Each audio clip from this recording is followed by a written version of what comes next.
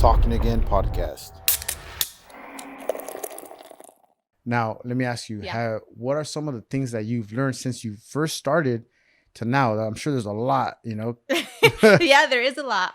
A lot of my packaging has changed. I'm trying to go more the eco-friendly route. Now I put them in reusable bags. So each soap bar goes in like a little like reusable, like, sometimes when you go to parties and they give you like little recuerdos or giveaways. So like they're in those reusable bags. So you take out the soap, you could reuse that bag for jewelry. You could use it for like toiletries when you go on a trip. Yeah. So that's something that I incorporated. Something else that I've learned is stop ordering from like big companies, if that makes sense, and make my sources from small companies. So like a lot of my stickers, a lot of my business cards, I support other small businesses on Etsy. Right. So it's small business supporting small business. Exactly. Because every sale counts. As that says, like, there's huge companies out here. I'm not going to name drop. These mass companies are awesome because they mass produce quickly. Like I need them in a week. I don't have to ask in a month in advance like some of our Etsy makers, but I'm just like, that Etsy maker is me. So why am I going to give my business to a big business where I could support someone also working at home who may need the extra cash or extra change, right? Because that's me. Yeah. Because Meet Me at the Bar, it's my baby. That's what I call it. It is my baby, but I still work a 40-hour job. Yeah. This is my side hustle, and my side hustle that makes me happy. So Welcome to the podcast. Might talk a little shit, get a little brash.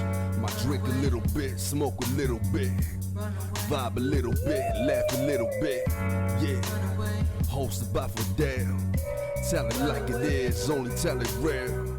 Live every Tuesday, you know the deal. We talking again. What's up, everybody? This is Fidel, Talking Again podcast, another edition of the show. Welcome back, Jocelyn. Thank you for having me. I really appreciate it. Yeah, thanks for coming by. Yeah, honestly, big believer in like once you cultivate a relationship to keep it going and keep it healthy, you have to reach out and like make sure. So I'm glad I reached out and I'm back. Yes, I agree. For a second episode. Yeah. Well, it's not just any second episode. Can we just say it right off the bat what it is? Yeah, it's huge. So the reason why I'm here, the reason why I reached out to Philip is because my small business, these lovely soaps you see in the front, I'm celebrating my 1-year anniversary of Meet Me at the Bar. Nice. So I was just like, what other place would it be awesome to talk about it, give like the behind the scenes work, and to really get the nitty gritty of what's happened the last year with Fidel, something that comes natural. Organic conversation. So I was just like, I have to reach out and have to start this conversation with him. Thank you for allowing me your time. Yeah. And congratulations again. It's not easy being self-employed, doing your own business, right? No. Because you're the number one employee, right? Only employee? Yeah. I mean, I have help at times. I'm not going to say it's all by myself. I have a very supportive tribe. And I call them my tribe because they're my go-to people that I can ask for help at any given moment. But I would say I'm going to give myself 90% of the time it is me. And then 10% of the time I ask for help. Yeah. We did talk about how your sister kind of started off selling on Etsy before you did, right? Correct. Yes, she did. So she... Candles? Candles, correct. Yeah. So her company is called Zenfo Co. And she will be at my pop-up for my 1-year anniversary. So she's still doing it. She's still doing it also. Good. So her 1-year anniversary just passed in May 20th. Yeah. Yeah. So her 1-year anniversary just passed. But yeah, she's the one who encouraged me. She found candle making as an outlet during COVID. And I was just like, I'm just sitting here watching you. Because we were roommates at the time, right? Yeah. So I was just like, I need to do something. That's how the whole soap making started. Listen to episode 53. Learn all about the background of how Meet Me at the Bar started. But yeah, she was my like guidance and my inspiration. And then she was my driving force, to be honest. So a lot of my 10% goes to her. Wow, yeah. Yeah. That's good. But I'm glad that you've kept on it, and you're still doing your thing.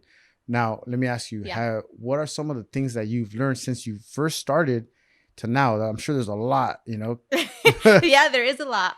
A lot of my packaging has changed. I'm trying to go more the eco-friendly route, but since I am online, it's kind of hard. So like before, when you asked me this question last year, how do I package my soaps? And I was like, I put them in like bubble wrap packaging and then put them in bubble wrap full envelopes, thank you. So like now I put them in reusable bags. So each soap bar goes in like a little like reusable. Like, sometimes when you go to parties and they give you like little recuerdos Mm-hmm. or giveaways. So like they're in those reusable bags. So you take out the soap and then you could reuse that bag for jewelry. You could use it for like toiletries when you go on a trip. Yeah. So that's something that I incorporated. Something else that I've learned is stop ordering from like big companies, if that makes sense, and make my sources from small companies. So like a lot of my stickers, a lot of my business cards, I support other small businesses on Etsy. Mm-hmm. Right. So it's small business supporting small business. Exactly. So for me, it's like I order my stickers from Custom Designs, and he is a maker on Etsy. Okay. I also order my business cards. Oh, I can't remember her name. I'll give you that information. But I also order my business cards from Etsy, because every sale counts.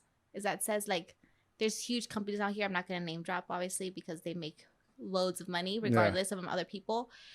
These mass companies are awesome because they mass produce quickly. Like I need them in a week. I don't have to ask in a month in advance like some of our Etsy makers.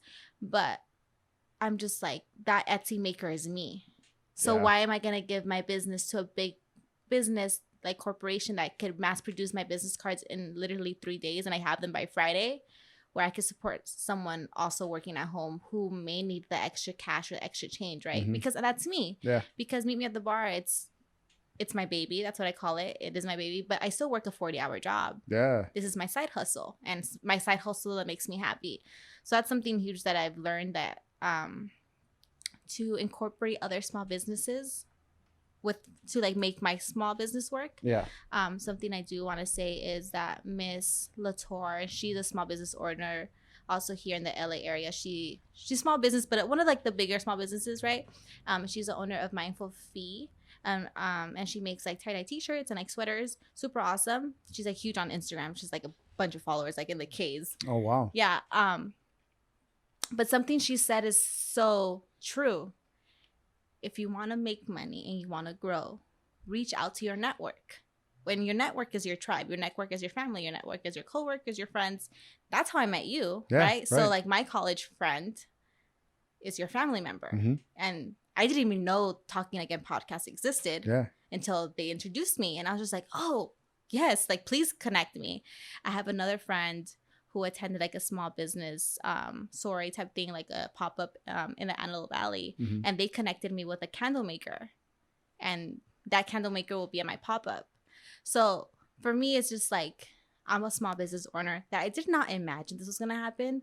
But connecting with other small business owners and really working within your network is huge. Yeah. That's something I've learned. Like, why am I going to reach out to these huge corporations, right? When people around me who are close to me have the resources I need. Right. And then for me to grow is watching them grow. So, like, always working together. Yeah. I want to put a bookmark on the business helping small business helping small business, right? But your pop-up. Yes. Is that are you hosting this pop-up? So... Yes and no. Okay. So last year, in December, I had like a pre-holiday pop-up, right? Laura is her name, and she owns Prostainable, which is an eco-friendly small business, and she has like a storefront / boutique of like a refill station. Like you have empty like laundry bottles or hand soap bottles, like go there and refill them, so you're saving plastic and like helping the earth. Yeah. I got introduced to her by my brother because my brother found her on Instagram. He's like, you should reach out to her. Maybe just have like a conversation, like a growing experience, networking. Yeah. So I did, met her. She is a beautiful individual, and she has been a huge mentor for me during this process. So I reached out to her. I was like, oh, can I do a small pop-up? Like back in December, she said, yeah, of course. Like I'm starting to do this for the holidays. And I was like, great. So then I was just like, okay, I had such a great turnout in December. So I reached out to her again. And the cool part about her, like where she has her spot, they built a back deck. So like now I have a deck. And I say yes and no about hosting it because yes, I'm hosting myself. Zenfoco, my sister's business. I'm also hosting Amora Skin. She makes whipped body butters and body scrubs. And then Elena Candles, which are like different body candles. Yeah.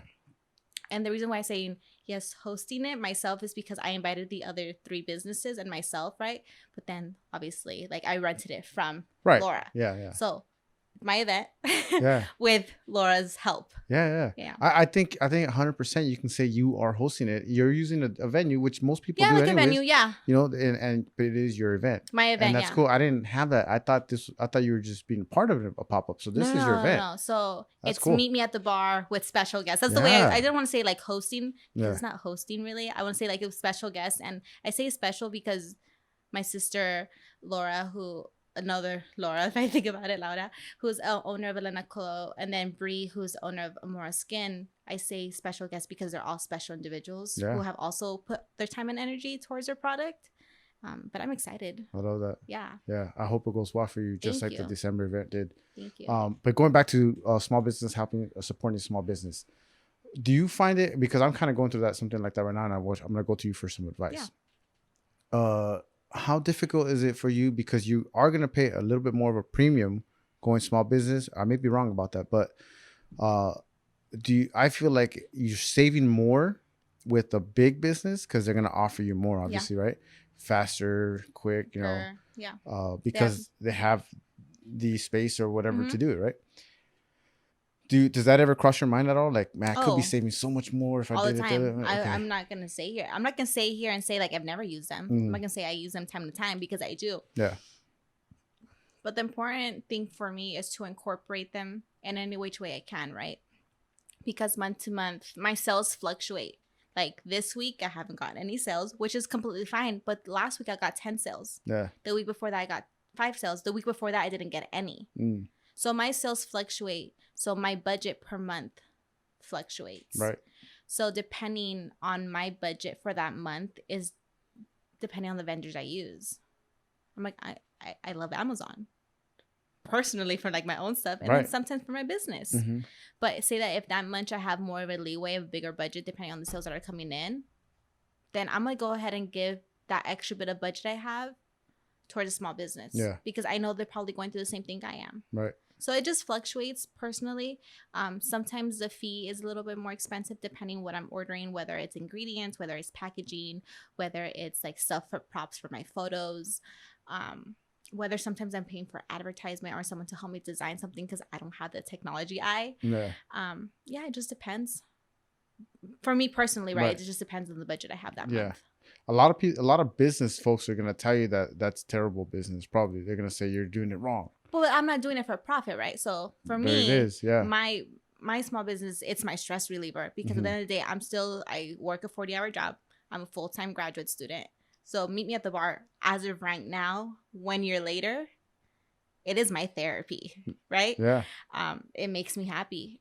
So if I have to invest a little bit more than I make, that's okay right now. I'm not saying this is my model 5 years from now, when we talk again in 5 years or 10 years from now. I don't know how that would change. But for right now, it just depends. I'll be completely transparent. I still make more than I invest. Yeah. But it just depends month to month. Right. But it's not money I'm like, oh my God, if I don't make a certain amount of money, I'm not gonna be able to buy my dinner or like my groceries. Right. Thankfully I have a stable 40-hour job. That's good. That I've been kind of toying with the idea of creating merchandise for myself, right? For the podcast. And I haven't done it because I have a store created, ready to go, but I haven't because of that. I'm like, I still want to support the small business guys, like I want to help them out. It's a battle. And it is because, see, mine doesn't make any money. My podcast, I do this is my hobby, right? I pay. Makes you happy. Yes, I pay to do this every week. So now I'm like, okay, now I got to pay more to do the merchandise thing. Where the advice I'm getting is, well, dude, you're going to have to sell your product really high. Yeah, it's true. In order for you to, either break even or make some money. And I really don't care about making too much money on it. I want to, invest and buy mics that don't squeak. They don't need WD-40.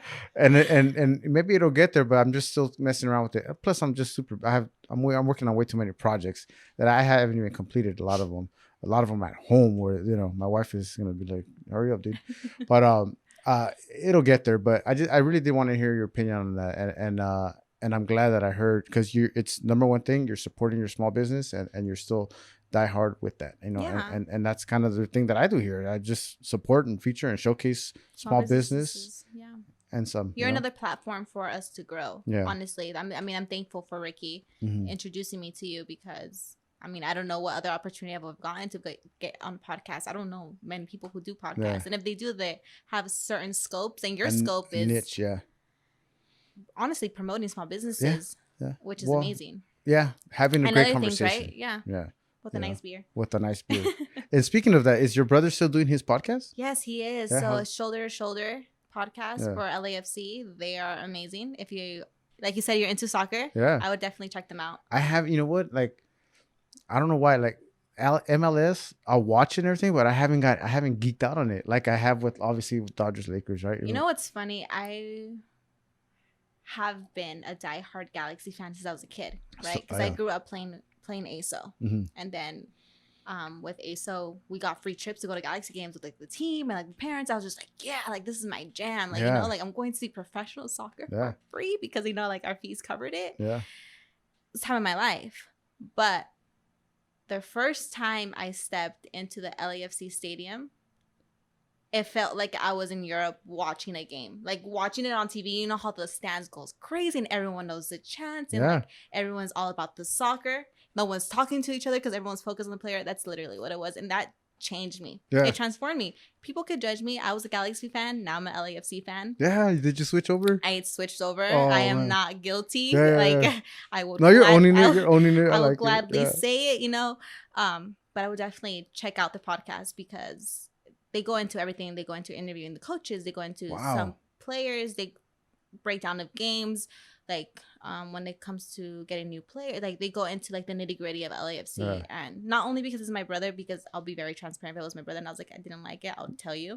But they're great, and it's also they also have like a couple jokes in there, so you'll laugh every once in a while. But they have also very pleasing voices, so you know that sometimes has to do with it. You know, like could you listen to their voice, and is it worth listening to, right? Just for their tone. But I would recommend it. You guys make sure you guys check out that podcast. Shoulder to Shoulder. I was the same thing, all right? So I went to LAFC game first time, and I've never been to a Europe game ever. Me neither. I just watched it on TV. Correct. But I felt that was the experience I would have if I was at a Euro game, right? Like I felt so much energy. You know, the acoustics at that stadium was like awesome. I was just like, wow. I was like, you know what? I think I might be an LAFC fan. Like even if you don't sit in like the fan section where they're all jumping in, like no matter where you are in the stadium, I was on the visitor side. Everyone, And I was still so I was just energized. I'm like, I want to go to that black area over there. But then I was like, Galaxy, you know, that's where it started it for me. You know, I was old school. Kobe Jones, Mauricio Cienfuegos. I mean, it goes on and on. I think Alexi Lalas was in there. I mean, I'm aging myself, of course, but I just couldn't do it. I'm still Galaxy. It's okay. But you know, again, I just judgment. I just told you I don't watch it as much as I used to. So it's okay. But that's good. Okay, so everything's going well. You're picking everything up. You're learning from your mistakes. Yes. Has there been some? Always. Crucial? Costly? No costly. Okay, good. No. But what I have learned is like the scents and textures I may like, the customers don't. Right? So it's literally still a touch and go type of situation. So if like for the 1 year pop-up, I did a poll, like which soaps would you want to come back that are not coming back. So like we had a high score for the pineapple piña colada, and then we had a high rate for cucumber and the casa de flores, but then the palo santo, which I would think would be a high one, didn't really. So I was just like, okay, the palo santo doesn't come back. Was that yours? Did you like that one? I love that one. That's the one that I mean, yes, it's very earthy. So like I'll make that one for myself at home, right? Or if someone asks for like a custom order, like, are you gonna bring it back? I'm like, no, but would you like to order it? I'll make that for them. But overall, the general spoke, and they didn't want it back, which is fine. I mean, no hard feelings. You don't get too attached or too emotional, right? It's just right. It's literally, for me, it's trial and run. The reason why I did the Palo Santo is like I did it for the month of January for like limpia or getting a cleanse before entering the new year. I wanted to bring it back for summer solstice, which is June 20th, like the longest day of the year. They didn't like it. They didn't like it. So I was Maybe like, not. It's okay, you know, like you just learned about it. Couple tough reviews that I've gotten, and I'm just like, that one hurt a little. But it's okay. Do you answer those reviews with?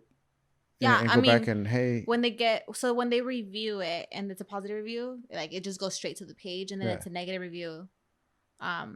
they'll review it the way they want to. And then some of them have DM'd me directly. I had a customer DM me that why did she receive 3 when she only ordered 2? But in reality, I guess she didn't see like the summary before she submitted her order. She did order 3, but then she didn't like it. She's like, it left my skin horrible and like all this stuff. And I was just like, like I didn't know what to say. I was just like, I'm so sorry, you know, like I told her, I was like, I can refund you for your shipping and 1 soap bar, and I hope you could understand. I was like, is there any other soap bar you would want to? She's like, I don't want anything from this shop. And I was just like, okay. Like I told her, I was like, I respect it. And I was like, I'll refund you your shipping and 1 soap bar for the inconvenience. She's like, thank you so much. So then she reviewed like another soap bar, because you get like 1 review per item. And she's like, and although she didn't like the soap, she's like, the owner had great customer service. So, you know, it just varies. I mean, I'm like that. Sometimes I would buy a product from a store. I'm just like, the reviews are great, but I didn't like how it worked on me. But as a small business owner, you don't want to hear that. Right. Yeah. It was tough. It was like a nice little punch to the stomach. Have you thought of adding some type of disclaimer? I don't know if you have or not. Have you added a disclaimer like that or anything? You feel like you have to? Like, hey, this isn't for everybody? Or maybe like, because I mean, everybody's skin is different, right? It is different. I haven't added a disclaimer just because when you go to my Etsy shop and you choose a soap and you click description, I give you like an everything, right? Okay, good. So for me, it's just like, why am I going to give you a disclaimer when I provided all the information? So why did you order it type of thing? But then always, I've worked retail, so the customer's always right. There's no arguing. Yeah. Well, yeah. There's no arguing. It's accepting it. That's something I've had to learn. It's accepting the brutal truth from a customer that may not like your products. And I mean, it happens. And I know it happens because I'm like that with other products, right, that I use in my everyday life, whether it's clothing, whether it's hair products, something you just have to accept and learn from and adjust yourself, and also learn not to take it personally, but to learn an experience. Makes you stronger too. You get she said it does. I mean, it really does. You know, you're like you said, it creates that thick skin, but it does make you stronger. That's good. Feedback's good. I have this thing because I don't get too much negative feedback, but I don't get that much positive feedback. I do get some, and that's great, but I don't get too much. I don't get any negative feedback. I wish I did, because I want to know that if I'm doing something wrong, I want someone to tell me. And then someone told me, you're too much of a nice guy for us to tell you the truth. No, dude, tell me the truth. I want to know. I get that. You know, I mean, I'm not well, there's a always sensitive room for guy. Improvement, right? Yeah, right. There's always room for improvement. I'm not going to sit here and say I'm the best soap maker, because I'm not. I mean, there's people who've been doing this for years, because I do the melt and pour method, right? And I want to learn this winter, which is my goal, to learn cold press soaps. So there's different methods of doing this. So there's melt and pour. So I like buy huge bases. And then from those bases, I melt them down, add scents, add different ingredients, re-pour them, and they remold. Versus cold press, which is all cold ingredients, which is like raw avocado oil, raw coconut oil. So you're literally like, I'm already in control for the majority part of my ingredients, but this is like a whole nother level of control. But the turnaround's different, because you have to let these soaps sit for 6 weeks. So productivity, you know, and like investment is another thing to think about.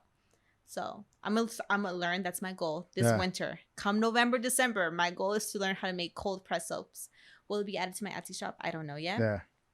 But it's good. It's adding a little something to your arsenal, right? Or just knowing that how to make it, as opposed to what you're doing now. Because you can compare the two and then, you know, see which one you're gonna go with or whatever. That's cool. Another thing is, if someone tells you and asks you about the cold press thing, you like, now you know, hey, I've done it. There's this person on Instagram. She's huge also on soap making. Her name is Ashley Marie, and she's out in Utah. And every time she has an Instagram live, no matter where I am, I tune in. Because she's very transparent also. She'll film herself making the soaps. She's like, if you guys are learning something, take notes, learn from me. Like, please do. And she started off in her garage, in her kitchen also. And like, now she has like a whole warehouse. Oh, wow. And it's like her and her whole family making soaps, and they ship all over the country. And like all over the world. And that's inspiration itself. But I love how transparent she is. Like, she doesn't hold anything back.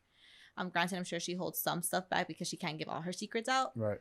But her skill set is cold press soaps, and that's something to admire, because that level of craft is like a whole nother level of soap making. Do you Do you feel like that's where you want to get to some point like that where this is what you're gonna do? You love doing it. I do love Why doing not do something that you can do full time, what's right? funny? I was driving here and I was thinking about that. And I was like, last time you asked me how did I start making soap? And it started because of the pandemic, right? And a year later, the pandemic's still here. Yeah. It's gotten better. I'm still making soap. There's soap now on your store shelves. Yeah. When I think about where I see me at the bar in 5 to 10 years, like realistically, I'm just like, I don't know. Yeah. You know, like will people still buying my soaps 5 years from now? But when it comes to like dreams and aspirations and like goals, I would like to have my own storefront or like have a warehouse where I could have open like once a week and people could come in person and shop. Yeah. I love public health and is what I work in. So I don't know if I'd be able to let go of that part of my baby because it's been part of my life for so long. It's what I have my degrees in, what I'm currently pursuing my second degree in. But soap making is right up there with health and wellness. Yeah. So maybe some type of fusion of the both. Oh, I was just thinking that. That'd be epic. Like I'd be fulfilled. Yeah. I mean, I'm already fulfilled now with the work I do, but it would be like another level of fulfillment, bringing like my career goals and like my free time goals and my like fun time, my therapy goals into one. That'd be amazing. Yeah. But then it's hard, right? Because although it's a business for me and everyone that supports me, I'm truly grateful for it. And it's like extra cash. Having to depend on that, like, will it suck out the joy? Yeah, you're right. And that's where I have a lot of trouble, like making it a dream and a goal versus it being like an aspiration type of thing. Yeah. Because many people out here who have these huge companies who have grown within like the last 10, 12 years, 15 years, they're still happy with it. And granted, no matter what it is, I know like happiness will always be there because you love going to work and showing up every day. I already feel that way. Yeah. You know, I wake up every day making a difference in people's lives as a health educator. I go home happy because I'm there with my pup. But then I have soap to make or orders to fulfill, and I'm making someone happy with like a custom soap or like something they can't buy at the store. Yeah. So it's tit for tat to say. I don't know. Do I hope to have a storefront or like a space this big one day making soap? Of course. Like that's a dream. Yeah. Making it my full-time career, still a question. Yeah. Still a question. I mean, it's still early. You know, you've only been doing it for a year. Yeah.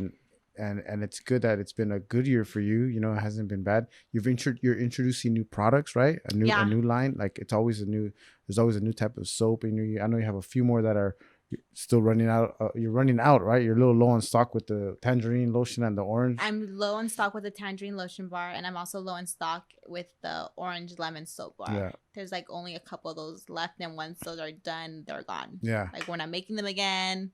This is my bulk. This is my order. Yeah. And then we'll do a poll again, like how did the public like it? And then I'll look at the stats again on Etsy. Like, did it do well? Did it not do well? Yeah. Should we like make it again? Did the people like it? And if people ask for it, we'll make it again. Can we tease the new product that you're making? Yeah. So it was supposed to be ready by next Tuesday, but my formulas and recipes haven't. So hopefully by the end of summer, right before, you know, the change in season where your lips get chapped. I'm currently working on a lip balm. Nice. I'm a super big person of chapstick and lip gloss. Yeah. I don't like color on my lips. It's just a personal preference. But same ingredients that go into soaps, same ingredients that go into my lotion bars, but just different consistency and different amounts for the chapstick or chapstick or lip balm. It's going to be 1 ounce. As of right now, it's unscented because I know scent is different for a person, and I don't know what scent people like. Some people like sweet, some people like fruity, some people like mint. So I'm just like, no, I'm just gonna make an unscented one. So that's good. I'm a big lip balm guy. Not crazy about the scent ones, right? But I'm huge on lip balm. Do I need it? My lips aren't always dry. Do you need lotion? Right. You know, but I have to have lip balm. Like on you. I have to have it. You know, it's either in my car. I have like 4 of them on. I don't have one on me. In my purse, I carry like 4 or 5. There you go. So is it a stick or is it a little? No, it's a stick. It is a stick. Okay. Yeah. So I'm stuck between like I have the what's tin. The other one? The tin. Okay. The tin. So I have the small tin. They're gonna be 1 ounce. So I have a 1 ounce tin, and then I have also a 1 ounce stick. But the stick is not made out of plastic. It's made out of cardboard. Oh, interesting. So then that's why I'm most likely now thinking about going to drop it in the winter or fall because of the temperature. It won't melt. So it won't mess up. I won't mess up the cardboard. Yeah. and then you could just, you know, throw it out, recycle. But then the tin, I'm just like, you could refill it with anything. Mm-hmm. But then I'm just like, who refills a 1 ounce tin? Yeah. Right? Right. Like you say you can put a couple coins in there, like 3/4 of that. Yeah. But I'm sure you find some crazy people that do some crazy stuff that will probably put recycle that, make some type of like license plate or like yeah. necklace. Right. Well, my problem with the stick is this right here, where I gotta, you know, when it gets to the very bottom. The tin? No, with the stick.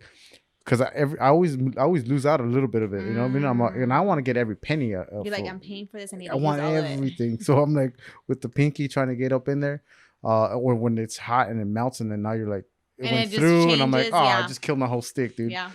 But then the tin, my hands are filthy, man. I'm always outside working. I can't just always, you know. And since I'm always reapplying, like sometimes every 20, 30 minutes. Yeah. Why I don't know, but. I'm gonna be your number one customer. There probably. You go. I can't wait to get that product. You gotta let me know. But yeah, that's awesome. I know you have we're getting close to the end here, but Casa de Flores or yes, Casa de Flores. So Casa de Flores is this one right here. Yeah. That's our rose and floral bar. That one dropped earlier in February for Valentine's Day or like Love Month. I made that in a bath salt. But Casa de Flores will be back at the pop-up only. Won't be available on Etsy. Like you have to go to the pop-up June 6th to buy it.